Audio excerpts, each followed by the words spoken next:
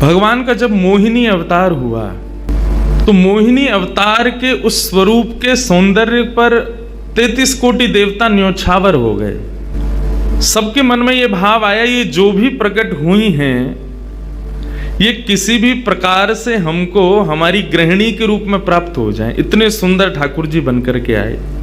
चंद्रमा भी पीछे पीछे चल रहे हैं, शंकर जी भी पीछे पीछे चल रहे हैं, ब्रह्मा जी भी पीछे पीछे दौड़ रहे हैं, वरुण आदि आदि जितने भी देव हैं सब मोहिनी पर ऐसे लट्टू हुए कि एक बार हमको देख बर ले, एक बार केवल हम पर दृष्टिपात कर दे, उसी मात्र से हमारा कल्याण हो जाना है। ऐसा ठाकुर जी का स्वरूप। परंतु उन 33 कोटि देवताओं में एक देव ऐसे हैं जिनका मोहिनी के प्रति ऐसा कोई दुर्भाव नहीं था, और वो देव थे सूर्य। सूर्य ने जब मोहिनी के सौंदर्य को देखा तो उनके मन में भाव आया, इतनी सुंदर, इतनी सुकुमारी, इतनी कोमल, इतनी मधुर। सबको तो लगे हमारी पत्नी बने, लेकिन सूर्य को लगे मेरी बेटी बन जाए, मुझे पुत्री रूप में प्राप्त हो जाए। जब सूर्य के हृदय में ये भावना उत्पन्न हुई तो मोहिनी ने कटाक्ष नेत्रों से सूर्य की ओर देखा, बाकी किसी को देख ही नहीं रही है, और देख करके केवल ठाकुर जी ने उनको इशारा किया, बोले तो आपकी ऐसी इच्छा है? सूर्य बोले जी भगवान, मेरी बहुत अभिलाषा है कि आप पुत्री रूप में मेरे यहां पधारो। ठाकुर जी बोले इतना साधारण नहीं है हमको प्राप्त करना, पुत्र रूप में प्राप्त करना फिर भी साधारण होगा, लेकिन पुत्री भाव में ये तो असाधारण है, इसके लिए आपको तप करना पड़ेगा। सूर्य बोले मैं आज से ही तप करूंगा, लेकिन आप वचन दो मेरे यहां पधारोगे और इसी रूप में पधारोगे। मोहिनी ने कहा यदि मैं तुम्हारे भजन से प्रसन्न हुई, यदि तुम्हारी भक्ति में, तुम्हारे प्रेम में प्रबलता हुई, मोहिनी 33 कोटि देवताओं को मोहित करती है, लेकिन तुम्हारे भजन के प्रभाव से मैं जब तुम्हारे यहां अवतरित होंगी तो मोहिनी को भी मोहित करने वाला रूप धारण करके आऊंगी। मोहिनी जिसने तीनों लोकों को अपने रूप पर न्योछावर कर दिया, वो मोहिनी भी जिस रूप को देख करके मोहित हो जाए, वो रूप आएगा आपके यहां। वही सूर्य वृषभानु जी के रूप में प्रकट हुए, और जब वृषभानु जी के रूप में प्रकट हुए, उससे पहले एक राजा के रूप में भी आए थे, तब भी इन्होंने तपस्या की थी, लेकिन ठाकुर जी नहीं पधारे। जब वृषभानु के रूप में प्रकट हुए तो इन्होंने ठाकुर जी का यजन करना बंद कर दिया, ब्रह्मा जी का यजन प्रारंभ किया।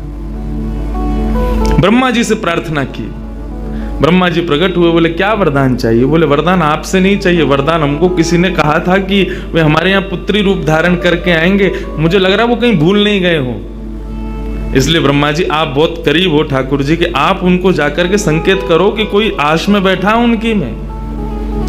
जब से मोहिनी स्वरूप देखा तब से हम पागल हुए फिर रहे हैं। 33 कोटि देवताओं के मन में यही आता है कब प्रकट होंगी दोबारा।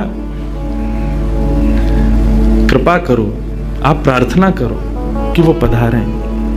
ब्रह्मा जी बोले आपके भजन में इतनी सामर्थ्य है कि ठाकुर जी मना नहीं कर सकते। बोले तो फिर मुझे विश्वास के लिए कुछ तो कह करके जाओ। ब्रह्मा जी बोले मेरी जिम्मेवारी बन जाए, इसलिए चलो इस पर्वत के रूप में मैं विराज जाता हूं। और बरसाना पर्वत के रूप में श्री ब्रह्मा जी विराज गए। ठाकुर जी आएंगे, मैं जिम्मेवारी लेता हूं, इसलिए मैं ही पर्वत बन के बैठा हूं। ब्रह्मा जी ने जाकर के प्रार्थना की। ठाकुर जी बोले मैं तो सच में ही भूल गया था कि मुझे जाना है। बोले भगवान वो बहुत प्रतीक्षा कर रहे हैं आपकी। वृषभानु जी का भजन कैसा बताया। वृषभानु जी की एक ही इच्छा है कि मेरे पास जो पुत्री रूप ठाकुर जी का आवे, ठाकुर जी मोहिनी बनकर के आए तो 33 कोटि देवताओं के हृदय में ठाकुर जी के प्रति वात्सल्य भाव प्रकट नहीं हुआ, प्रेम भाव प्रकट नहीं हुआ, कुछ और ही भाव था उन देवताओं का। वृषभानु जी कह रहे हैं कि मैं ऐसी पुत्री पाना चाहता हूं जिसको देख करके काम नष्ट हो जाए, काम का भी मर्दन हो जाए, सामने वाले के हृदय में एक दिव्य प्रेम प्रकट हो, निष्काम प्रेम। स्वार्थ सिद्ध प्रेम सब करना जानते हैं, लेकिन निस्वार्थ प्रेम किसे कहते हैं वो ठाकुर जी का वो शक्ति स्वरूप ही सबको बता सकता है। ब्रह्मा जी की प्रार्थना हुई ठाकुर जी से। ठाकुर जी अपने वैकुंठ में विचरण कर रहे हैं, विचार कर रहे हैं कैसे करूं, नंद यशोदा के यहाँ भी जाना है, देवकी वसुदेव के यहाँ भी पुत्र बनना है। तब ठाकुर जी विचरण कर रहे थे, तभी एक खंभ में मणि, उस मणि में ठाकुर जी ने अपना प्रतिबिंब देखा। ठाकुर जी अपना प्रतिबिंब नहीं देखते, क्यों? बहुत कम देखते हैं। जब श्रृंगार आरती होती लाल जी की, तभी इनको प्रतिबिंब दिखाते हैं, और उस प्रतिबिंब में भी इतने इतराते हैं महाराज, उसमें भी स्वयं को देख करके खुश हो जाते हैं, वाह मैं कितना प्यारा लग रहा हूं। अपना प्रतिबिंब ठाकुर जी इसलिए नहीं देखते क्योंकि स्वयं ठाकुर जी मोहित हो जाते हैं खुद ही पर। जैसे ही ठाकुर जी ने स्वयं का प्रतिबिंब देखा, प्रतिबिंब देख के आगे बढ़े, लेकिन ठाकुर जी मन में विचार करने लगे, मुझे सबके स्वभाव प्रिय हैं, लेकिन अपना यदि देखूं तो अपना प्रतिबिंब बहुत प्रिय है। जब स्वयं को देखता हूं प्रतिबिंब में, तो ऐसा लगता है कि मानो जो सबको मोहित कर रहा है वो स्वयं को जब देखे तो खुद भी मोहित हो रहा है, क्योंकि प्रतिबिंब कभी झूठ नहीं बोलता। प्रतिबिंब का ये स्वभाव है, आप जैसे हो वैसा आपको दिखाता है। ठाकुर जी ने जब प्रतिबिंब देखा, अपने उस प्रतिबिंब स्वरूप को ठाकुर जी ने स्थिर कर दिया, और स्थिर करके अब तो ठाकुर जी लाए महाराज लक्ष्मी जी की पूरी पेटिका लेकर के आए श्रृंगार की, और अपने प्रतिबिंब स्वरूप को ही उन्होंने श्रृंगार करना प्रारंभ किया। किशोरी जी के श्रृंगार का इतना भाव बताते हैं, किशोरी जी की नथ बेसर ऐसी, किशोरी जी के कान के कुंडल ऐसे, किशोरी जी के पांव की महावर ऐसी, क्यों ना हो, क्योंकि श्याम सुंदर ने श्रृंगार किया है। किशोरी जी का जो स्वरूप है वो ठाकुर जी ने उसका श्रृंगार किया है। नारायण बैठे महाराज सिंहासन लगा करके अपने प्रतिबिंब का ही श्रृंगार कर रहे हैं।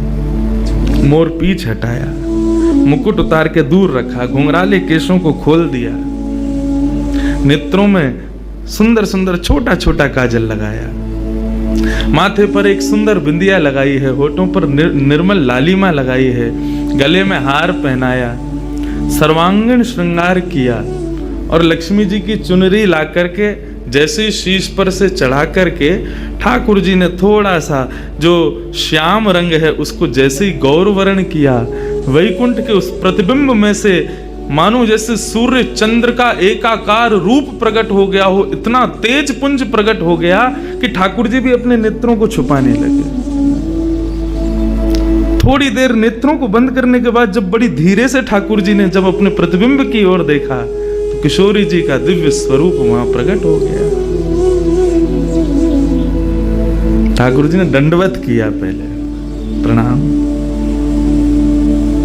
हे श्याम सुंदर, आपने ही मेरो निर्माण कियो है, आपने ही मुझ को प्रकट कियो है, क्या भाव है? ठाकुर जी बोले कोई भाव नहीं है, केवल मोहिनी भाव से 33 कोटि देवता मोहित हुए थे, लेकिन मैं मोहित नहीं हो पाया था, इसलिए तब से मैं भी तड़प रहा था कि मुझे भी कोई मोहित करे, उस मोहिनी को भी मोहित कोई करे। वो स्वरूप आज प्रकट हुआ है। धर्म की स्थापना हुई, ज्ञान की स्थापना हुई, भक्ति की स्थापना हुई, वैराग्य की स्थापना हुई, लेकिन अंततो गत्वा संसार का सार जो प्रेम है उसकी स्थापना नहीं हुई है।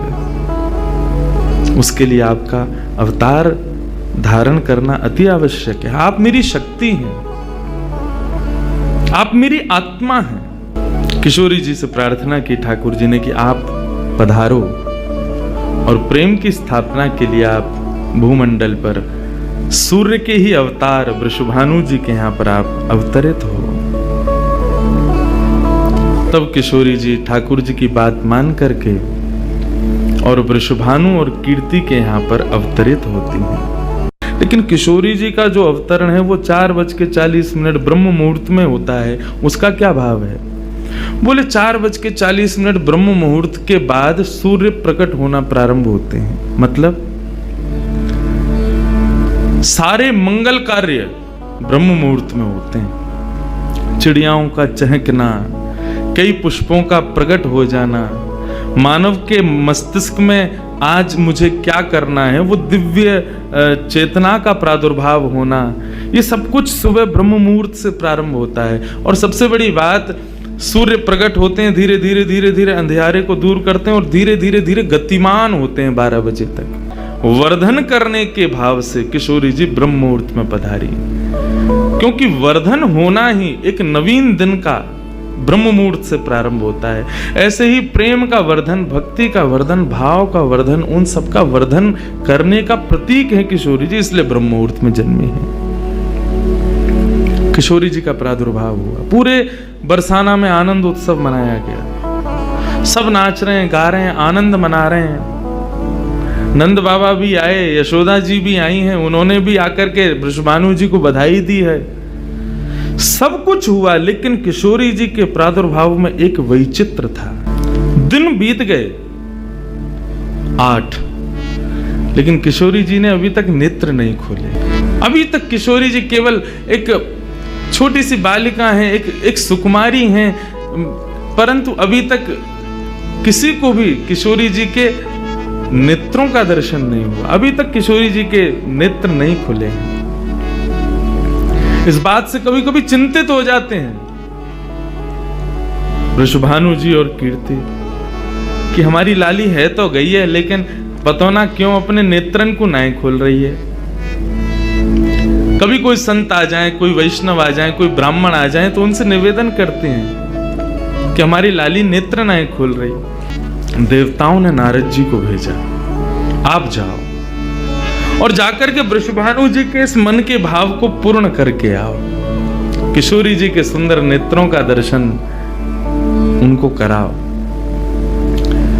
तब श्री नारद जी महाराज का आगमन हुआ। नारद जी जैसे ही आए तो वृषभानु जी ने नारद जी को देखते ही सबसे पहले अपने पुत्र को बिठा दिया।